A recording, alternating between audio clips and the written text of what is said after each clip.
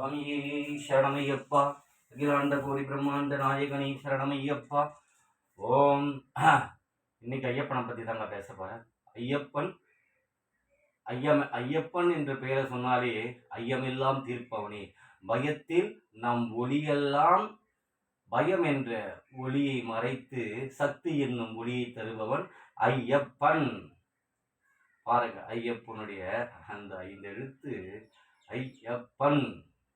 5 எழுத்து மந்திரத்தில் அடங்கியவன் ஐயப்பன். அந்த சிவனும் ஹரியில் சேர்ந்து உருவான அழகிய பாலகன் அவன். அவனை வணங்குபவருக்கு 1000 துன்பங்கள் வந்தாலும் 1000 கைகள் அவனை வந்து தாங்கும். இதுதான் ஐயப்பன். ஐயப்பனை கும்பிடுறதுக்கு அவன் ஒரு ஜென்மம் இல்லை, மறு ஜென்மம் எடுத்து வர வேண்டும் ஐயப்பனை. ஏன்னா ஐயப்பனை அவன் சபரிமலைக்கு வர்றதுக்கு ஐயப்பன் 3 தடவை உன்னை அழைக்கணும். உன் பேரை சொல்லி ஐயப்பன் 3 தடவை உன்னை அழைச்சாதான் நீ அவன் கோயிலுக்கே போக முடியும். அப்படிப்பட்ட ஒரு பிரம்மாண்டமான கடவுள். ஏன்னா நான் சொல்றேனே, எல்லா கடவுளையும் விட மிக அற்புதமான ஒரு கடவுள்லாம் ஐயப்பன்.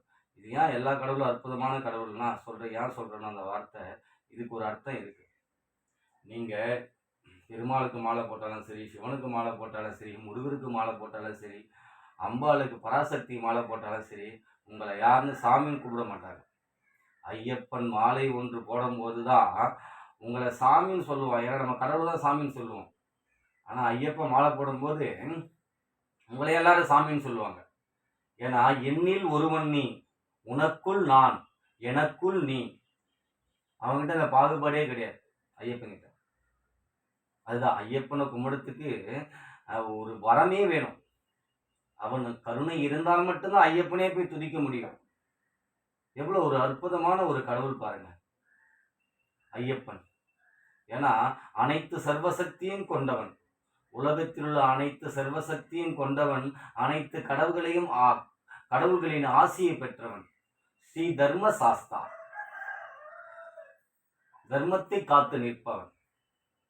அவனை துதிப்பவர்க்கு என்றுமே அவனை கீழே விடுறதே இல்லை ஐயப்பன். மேலே தூக்கி நிறுத்திடுறான் ஐயப்பன்.